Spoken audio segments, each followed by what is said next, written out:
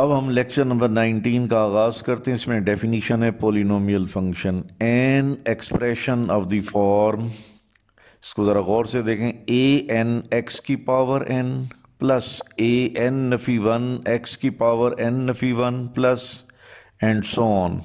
फिर plus a two x की two plus a one x plus a nought a n is not equal to zero.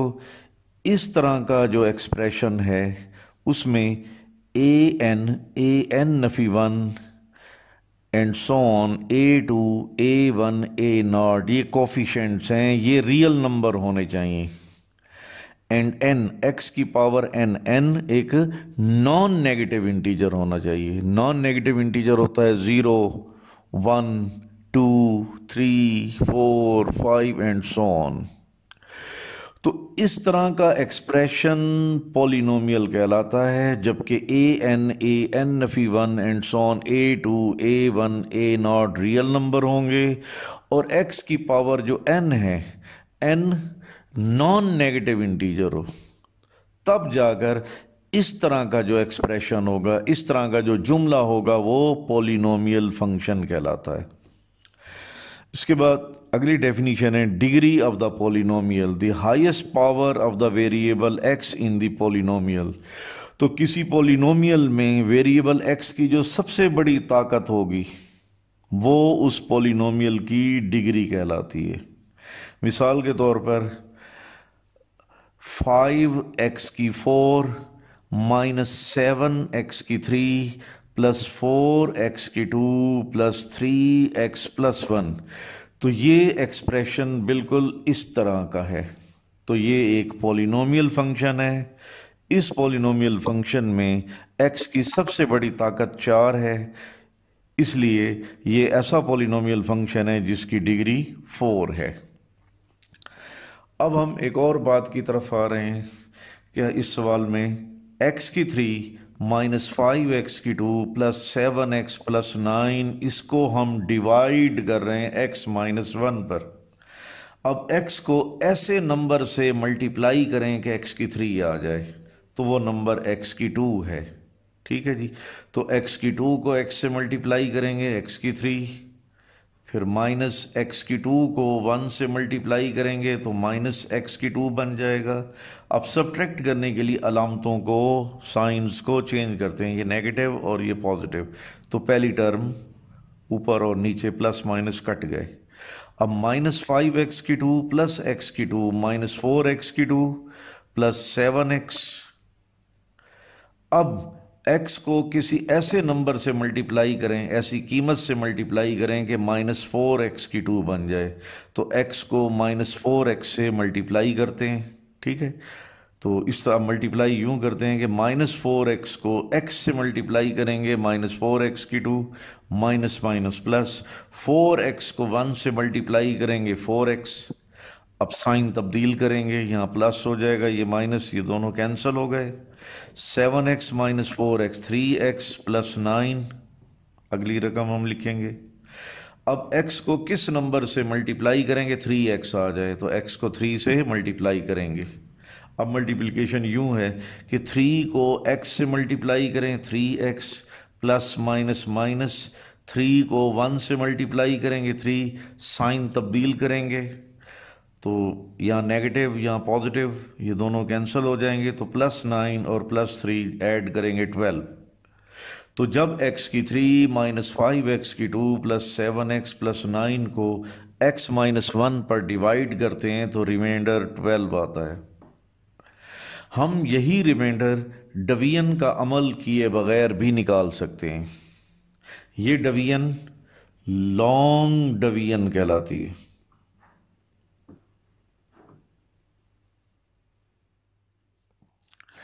तो हमने long division से reminder मालूम किया है।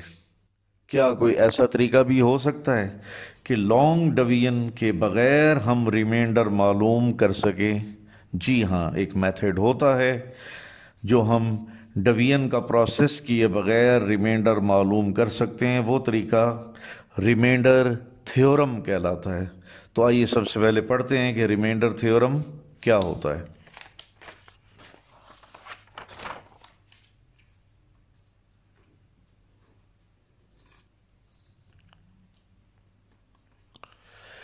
एफ एक्स हमारे पास एक पॉलिनोमियल है जिसकी डिग्री n है। ये डिग्री 1 भी हो सकती है और 1 से बड़ी भी हो सकती है। तो एफ एक्स एक पॉलिनोमियल है जिसको हम x माइनस ए पर डिवाइड करते हैं। तो इसका रिमाइंडर क्या होगा? हम चाहते हैं कि वो डिवीजन का प्रोसेस ना करें, लॉन्ग डिवीजन का प्रोसेस किए बगैर ही रिमाइंडर निकाल सकें। तो इसका तरीकाकार क्या है? x माइनस ए, ये जो a है, इस a को आपने इस फंक्शन पॉलिनोमियल फंक्शन में पुट कर देना है, तो f ऑफ a बनेगा। यही रिजल्ट हमारे पास रिमाइंडर कहलाएगा। जो कुछ मैंने बताया है स्टेटमेंट में सेम यही लिखा हुआ है। If a polynomial f x of degree n greater than और equal to 1 is divided by x minus a, then the remainder is f a. यानी यही बात बता रहा है कि जब हम किसी पॉलिनोमियल फंक्शन को x माइनस ए पर डिवाइड करते हैं, अब हम चाहते हैं कि डिवीजन का अमल ना हो, डिवीजन का प्रोसेस ना हो, और फिर भी हम रिमाइंडर मालूम कर सकें। तो फिर x माइनस ए, ये जो a है, इसको आप x की जगह पर पुट कर देंगे तो f ऑफ a बन जाएगा। तो ये f ऑफ a रिमाइंडर को जाहिर करता है। तो पीछे जो मैंने डिवीजन बताई थी कि x की 3 माइनस 5x की 2 प्लस 7x प्लस 9 को x माइनस 1 पर डिवाइड किया था, तो रिमाइंडर क्या निकला था? 12।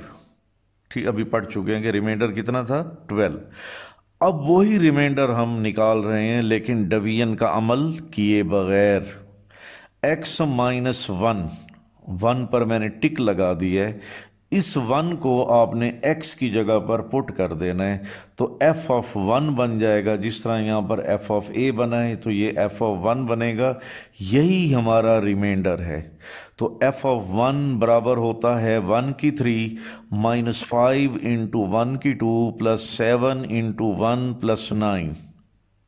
तो f1 की वैल्यू लिखने के बाद इसको सिंप्लीफाई करेंगे। 1 की पावर 3 1 माइनस 5, 1 की पावर 2 1 होता है, तो 5 को 1 से मल्टीप्लाई करेंगे 5 प्लस 7 1 7 प्लस 9, 1 7 और 9 बनता है 17, उसमें से 5 माइनस करेंगे तो 12। तो पहले भी रिमाइंडर 12 था, अब भी रिमाइंडर 12 है, लेकिन जो पहले रिमाइंडर मालूम किया था वो लॉन्ग डिवीजन की मदद से किया था। अब वही रिमाइंडर हमने मालूम किया है किसकी मदद से? रिमाइंडर थ्योरम की मदद से। तो आइए अब एक्सरसाइज 4.5 में कुछ ऐसे क्वेश्चंस हल करते हैं जिसमें हम रिमाइंडर फाइंड करेंगे लेकिन डिवीजन का अमल किए बगैर। तो पहला क्वेश्चन है, पॉलिनोमियल फंक्शन है f x is equal to x की 2 प्लस 3x प्लस 7, इसको डिवाइड करना है जी x प्लस 1 पर, लेकिन डिवीजन का अमल किए बगैर हम रिमाइंडर मालूम करना चाहते हैं। तो x प्लस 1 को यूं लिख सकते हैं x minus into minus 1। x plus 1 को कैसे लिखेंगे? x माइनस इंटू माइनस 1, क्योंकि माइनस माइनस फिर प्लस हो जाता है। इस माइनस 1 पर आप टिक लगाएं, यही माइनस 1 आपने इस x की जगह पर पुट कर देना है। तो f ऑफ माइनस 1 ये हमारा रिमाइंडर है। तो f ऑफ माइनस 1 बराबर होता है माइनस 1 की 2 plus 3 into minus 1 plus 7, minus 1 की 2 प्लस 1 प्लस माइनस माइनस 3 1 3, फिर प्लस 7, 1 और 7 8, 8 में से 3 गए 5। तो हमने डिवीजन का प्रोसेस किए बगैर रिमाइंडर थ्योरम की मदद से रिमाइंडर फाइंड कर लिया। अब इसके बाद है क्वेश्चन नंबर 4, 2 3 बिल्कुल सेम है। F x is equal to x की 3 माइनस 2x की 2 प्लस 3x प्लस 3, ये पॉलिनोमियल फंक्शन है, इसको x माइनस 3 पर डिवाइड करना है और रिमाइंडर मालूम करना है। बात यह है कि हमने डिवीजन तो करनी नहीं, तो हमने एक और तरीके से रिमाइंडर निकालना है। कैसे निकालेंगे? x माइनस 3 पर मैंने टिक लगा दी है, यही 3 आपने इस x की जगह पर पुट कर देना है। तो x की जगह पर 3 पुट करेंगे तो ये रिमाइंडर आ जाएगा। ठीक है, f3 इज इक्वल टू 3 की 3 माइनस 2 इंटू 3 की 2 प्लस 3 इंटू 3 प्लस 3। इसको फर्दर सिंप्लीफाई करेंगे। 3 की 3 27, 3 की पावर 2 9, 9 टू ज़र 18 प्लस 3 3 ज़र 9 प्लस 3। अब आप 27 में से 18 माइनस करेंगे, फिर 9 प्लस करेंगे, फिर 3 प्लस करेंगे, तो आपके पास रिमाइंडर 21 बन जाएगा।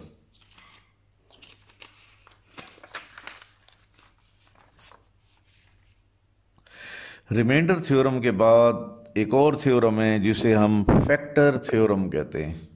फैक्टर थ्योरम ये है कि अगर कोई पॉलिनोमियल f(x) है, इस पॉलिनोमियल f(x) को हम x माइनस a पर डिवाइड करते हैं और f(a) जो रिमाइंडर है वो 0 के बराबर आ जाता है, यानी मुकम्मल डिवीजन हो जाती है। इस वजह से रिमाइंडर 0 के बराबर आ जाता है। जब रिमाइंडर 0 के बराबर आ जाएगा तो x माइनस a इस पॉलिनोमियल का फैक्टर होगा। फिर सुने, f(x) एक पॉलिनोमियल है, उसको हम डिवाइड करते हैं x माइनस a पर, तो डिवीजन के बाद जो रिमाइंडर जिसे f(a) कहते हैं, रिमाइंडर 0 हासिल होता है।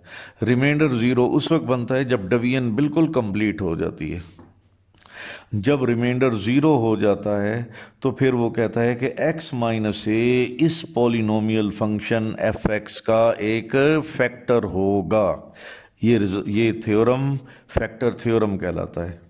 तो यही बात मैंने लिखी है, x माइनस a, पॉलिनोमियल x माइनस a is a factor of the polynomial f(x), यानी जो x माइनस a है वो f(x) का फैक्टर होगा। इफ एंड ओनली इफ उस वक्त होगा जब f(a) यानी रिमाइंडर 0 के बराबर होगा। इसलिए रिमाइंडर हमें निकालना पड़ेगा। जब रिमाइंडर 0 के बराबर होगा तो फिर हम कहेंगे कि x माइनस a f(x) पॉलिनोमियल का फैक्टर है। अब इस सवाल में क्वेश्चन नंबर 5 में हमने चेक करके बताना है कि x माइनस 1 x की 2 प्लस 4x माइनस 5 का फैक्टर है कि नहीं। ये तो रिमाइंडर निकालने के बाद पता चलेगा। रिमाइंडर हम कैसे मालूम करेंगे? x माइनस 1 पर हमने टिक लगाया, यही 1 आपने x की जगह पर पुट कर देना है। तो remainder is equal to f(1). f(1) बराबर होता है 1 की 2 प्लस 4 इंटू 1 माइनस 5। इसको सॉल्व करेंगे, 1 का स्क्वायर 1, फिर प्लस 4 1 और 4 माइनस 5। 1 और 4 को ऐड करेंगे 5 में से 5 निकालेंगे 0। रिमाइंडर 0 के बराबर है, इसलिए x माइनस 1 x की 2 प्लस 4x माइनस 5 का फैक्टर होगा।